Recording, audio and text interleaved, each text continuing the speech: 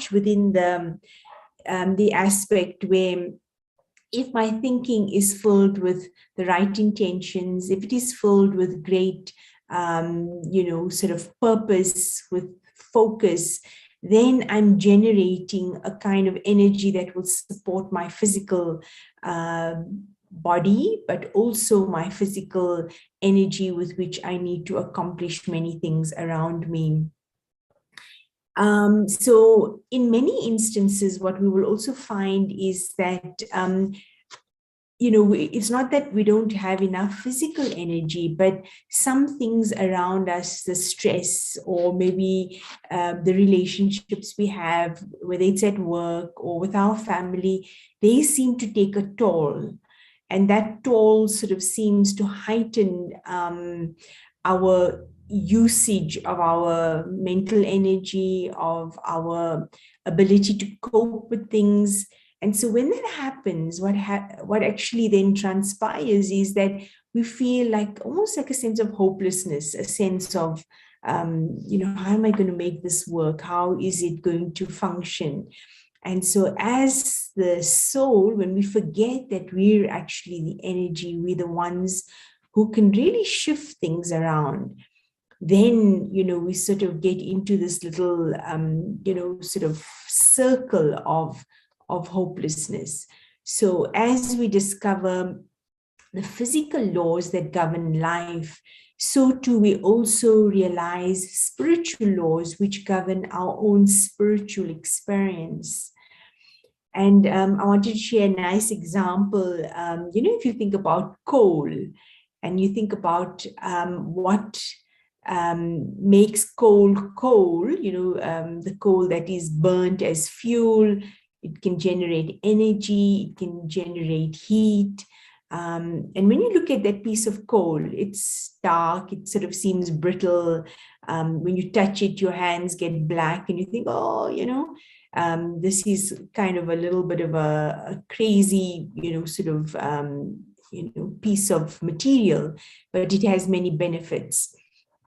And then you look at something that's a diamond. So there is some commonality, some, similarities between the two because they're both made of carbon. But the difference is in the way the structure is formed.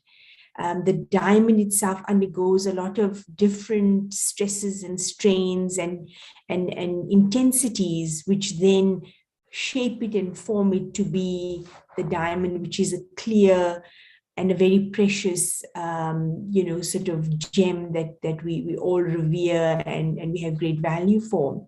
But equally so, that the coal also is made of carbon, but the way it's structured then, allows it to be that, sort of resource that we can then use to burn and create energy or fuel or some heat that will provide comfort to us. But if you think about how the world values a piece of coal and a piece of diamond, it's quite distinct. And so we as individuals, we have many things which are similar, in front of us. But what we do with those circumstances or situations will then determine how we develop as people. So sometimes a person may have had many challenges in their life, and then after a while, they sort of give up thinking, things keep happening to me, and why is there something wrong with me, and why is this particular situation always coming to kind of test and give me, sort of these challenges. And I can stop, I can let my experience just stop me in my tracks and not wanting to go further. And on another hand, somebody can be faced with maybe even more challenges, more difficulties, more situations, but they can say, okay, well, you know what is this teaching me about myself, about where I'm at, maybe my environment, and I can sort of take a learning from it and then grow myself, strengthen myself, and become like that diamond. So the choice eventually is really ours as individuals. And sometimes we think, we're helpless in situations, or we can't do anything. But if we just take a moment, and this is why our little moments of silence are so valuable, because they help us take a check, they help us reflect. And if we've gone wrong in some way, it helps us to then, make amends and rectify that. And I wanted to share another example. If you have an animal and, there's an example, a bull, and they're fighting with each other, two bulls fighting with each other, and one bull kills the other. And if you look at this scene, I mean, will anybody go to the bull and say, okay, I'm going to arrest you now, and I'm going to put you in prison because you've committed a crime? That won't happen, because in nature's kind of happenings, that is part of it, But yet, if human beings, one human being killed another or hurt another, or there's abuse or whatever they may be on a physical level, that human being would have to be accountable for their actions, because they acted erratically, emotionally, from a space of maybe stress or feeling of maybe misunderstanding. And so if that happens, there are repercussions. That individual would need to account for their behavior. So if it means they need to, be imprisoned, that would then be something very vital and necessary. So those physical laws have a very purposeful, sort of, and how can you say, they have a purpose, they serve to ensure that the community is safe. Because if a person is always acting in this behavior of, just acting impulsively or irresponsibly, it's going to impact on many people. So we as human beings have the ability to be thinking rationally, understanding things. And if we don't act on that basis, then, it's going to create a lot of chaos around us. So understanding the spiritual laws are an important element, in this process of our own spiritual development. And so if we understand what are the laws that help us to understand ourselves better, act in a way that will also bring to ourselves, sort of the repercussions that we would, be happy with. So if I act from a space of peace and joy, and like, the sisters were sharing earlier, if I hold that smile, that joy, then that energy is something that I'm sharing. And a natural law of life is that that energy will return back to me. So in science, there's also that very amazing law, the law of cause and effect. And so if I create something, I'm going to attract that towards myself. And so in the whole process of, understanding the spiritual laws that help me, I also need to know that awareness is the key.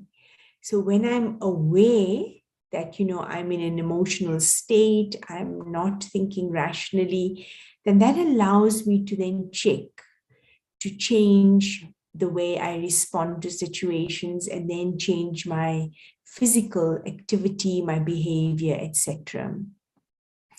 So when you think about how to maybe understand these spiritual laws to yourself, how do you discover this?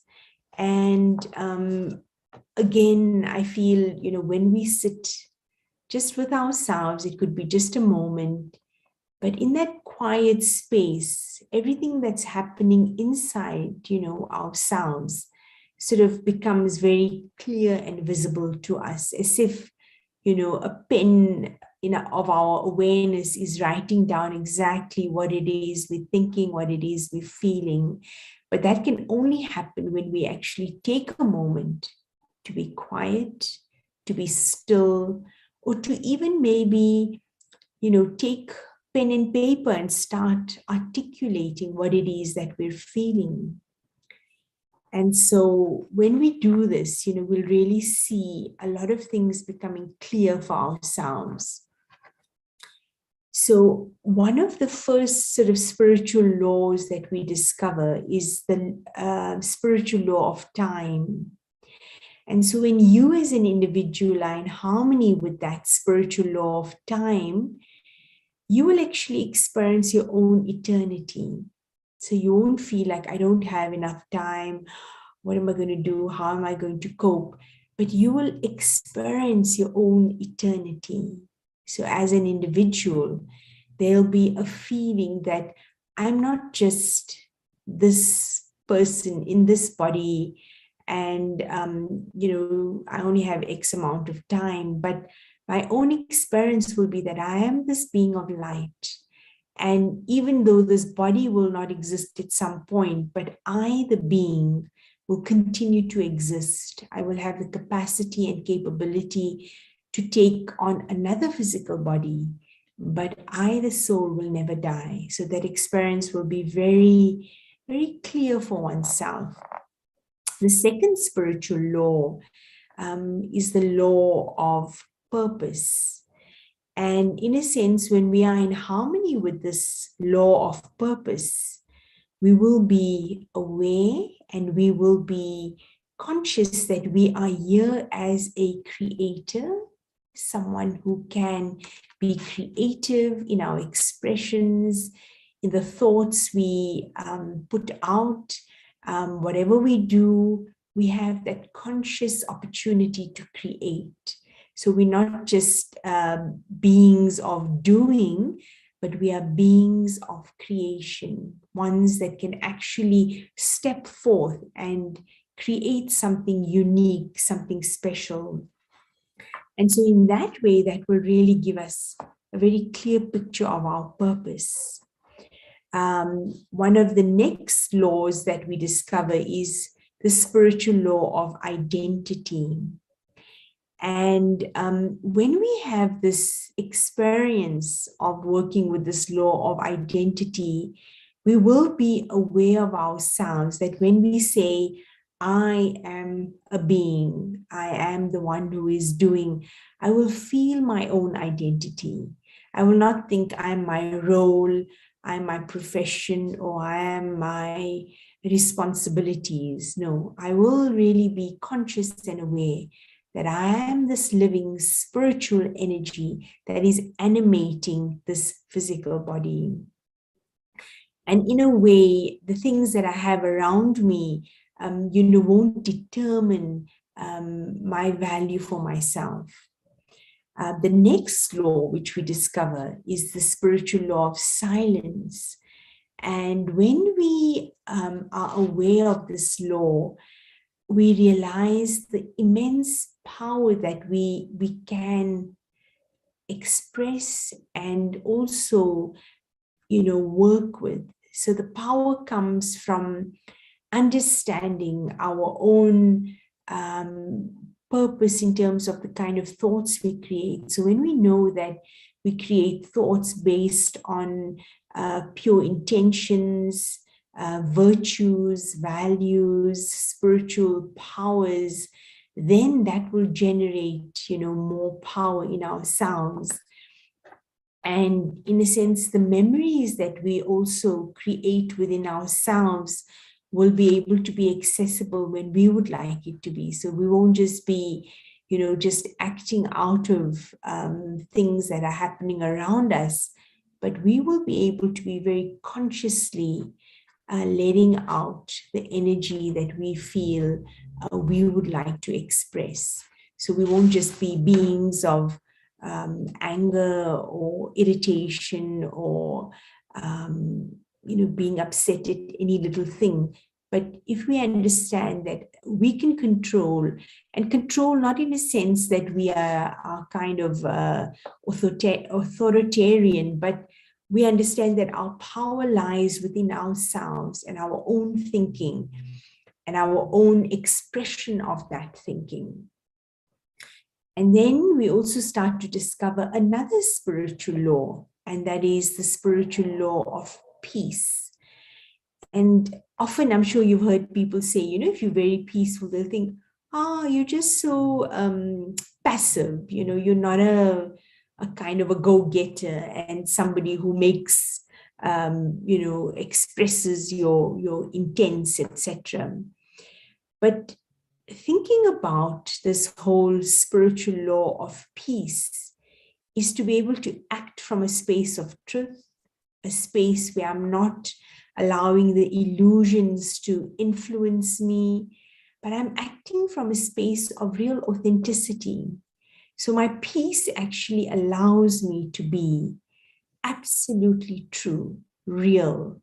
And I sort of act from a space of real clarity, real insight, rather than reacting and kind of letting other people's behavior or influences make me, feel less of myself, or make me feel jittery or anxious or angry or irritated or upset with that person. They can say what they need to say, but when I act from that power of peace, I can then act from that space of real understanding and not sort of being evoked by somebody else. The next spiritual law is that law of love. And this is a very interesting one, because so often, people in the world think if you want to get some things done, what do? You have to be forceful, you have to be arrogant, you have to be egotistical, and then only will people listen to you, they'll act on what you're saying. But this spiritual law of love is a very beautiful way of acting from one's truth, and an understanding that if I am a being of love, others too are also beings of love. And love is not just an emotional sort of expression, but love is an expression of one's real strength, of one's real power, of understanding that every individual has got some very beautiful qualities, some very unique virtue that sets them apart from another person, and you value that. So in other words, I would say you can also equate it to respect, that when you express that love, you're actually expressing also respect. And so think about it, if you're dealing with any individual, be it somebody you know, somebody you don't know, somebody who's your family, somebody who's your colleague, a stranger, or even somebody you don't get on with, the fact that you can show respect from a genuine sense, not just superficially, but really understanding that they're also a being of light, a child of that supreme being, worthy to be on this planet, and you're able to respect them, then even though there might be disagreements or maybe not being aligned to the same ideas, but you'll be able to express what it is that you want to very civilly, very peacefully. And even though you differ, but you'd be able to get whatever it is that you want to say across in a very clear way. And that individual too can express whatever they want without there being, sort of a feeling of a fight or a kind of a exchange of high volumes of voices and kind of displeased feelings. So you'd be able to communicate very clearly. And then the next spiritual law which we work with is the spiritual law of happiness. And this is beautifully connected with freedom. So when I'm feeling happy, I experience that freedom because my happiness is not based on someone or something or some atmosphere or some situation or some achievement. My happiness is stemming from what lies within me. And this is very empowering because you realize that you as the individual hold this happiness inside of you. It's not something that you're trying to derive from the outside. So you're not saying to yourself, okay, I'm going to be happy when I achieve this goal, or I, reach this salary level, or if I achieve this particular fitness goal, or if XYZ is happy with me, then I will be happy. No, my happiness is that innate understanding of who I truly am and what I have inside of me. And that is what then is then expressing on the external level. And I can share that with other people and feel a great sense of happiness. So in this whole process, I think as we understand these laws, we will also then really feel a great sense of liberation, and liberation in the sense that we will be able to function, independently of what others perceive of us, what others interpret who we are, the expectations that people may have of us, and we can really just be who we truly are. And I think that feeling of liberation is a very amazing feeling. And so when somebody says to you, okay, you know what, you are a being of bliss, you can experience that because you are separate from all of the things that are around you, all the influences that are generated, the triggers that, can sometimes prompt you. You are different from all of that. And you actually hold all these amazing experiences right inside of you. But you can only discover that when you operate on these, sort of 7 laws, spiritual laws of yourself: the spiritual law of time, the spiritual law of purpose, the spiritual law of identity, the spiritual law of silence, the spiritual law of love, the spiritual law of peace, and the spiritual law of happiness. So I'm going to stop at this point and perhaps invite you, if there's something you want to share, something that didn't make sense, something that maybe you want to comment on, please feel free to unmute or put something in the chat.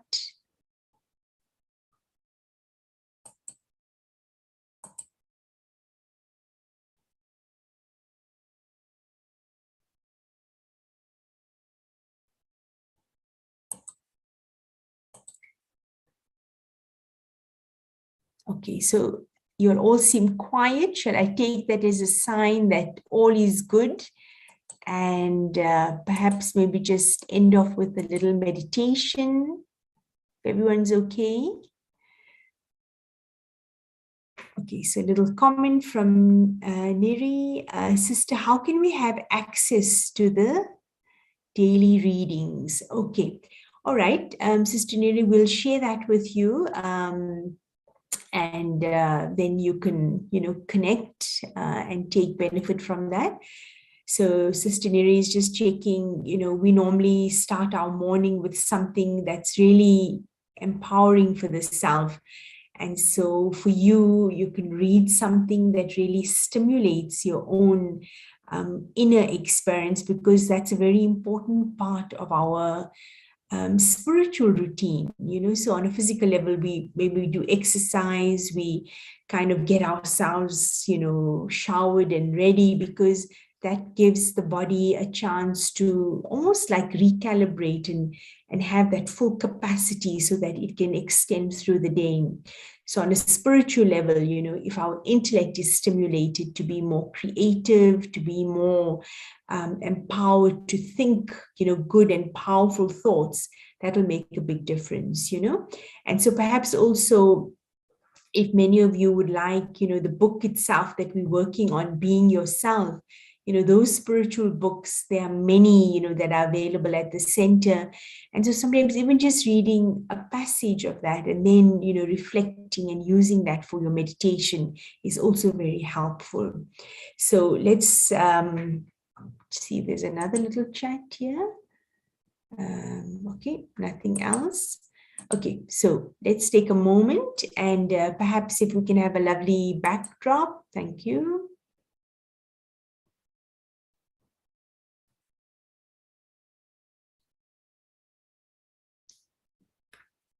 So taking a moment, just reflecting on this beautiful morning as the sun has risen, the sun of my own awareness has also risen. I understand the intrinsic laws that govern life on a physical level and the importance of working with those laws to support my physical experience. So on a spiritual level, I also understand the importance of the different laws that govern my own experience. And as I begin to use these spiritual laws in my life, as I create the right awareness of my own eternity, of being this beautiful energy of light, so free, so light, just to express what lies within me, I realize that my purpose is to be a creator, to use my creative energy to express what lies within me, to have the clear awareness of my identity, that I am a spirit and not a physical body. I use the law of silence to harness the inner power that lies within I, this being of light.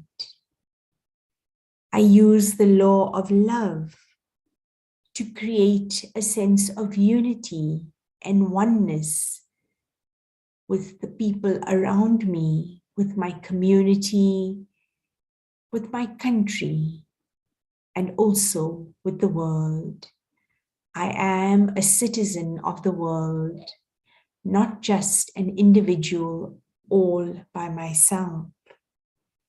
I use the law of peace with my awareness of being a pure being, a being that is filled with the most wonderful experiences of greatness, of wonder.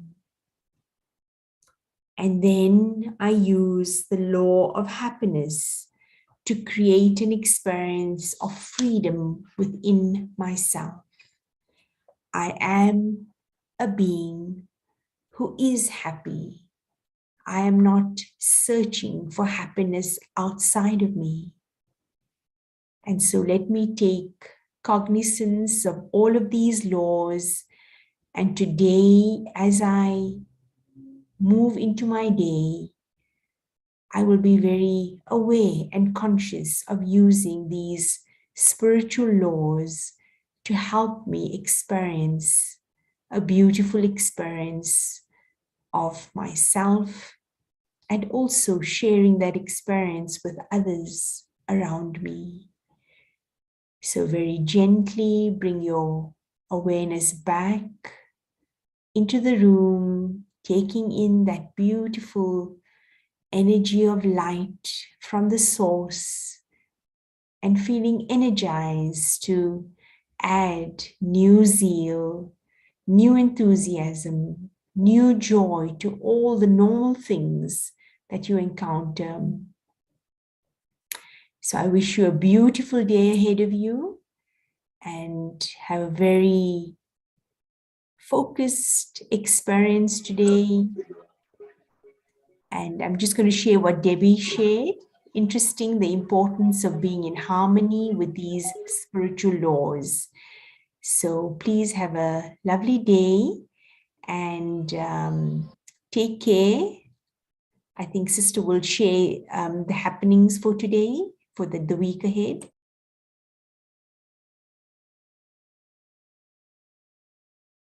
Please note tomorrow is a public holiday, so we won't have a session, but then we'll have a session on Thursday and then Friday.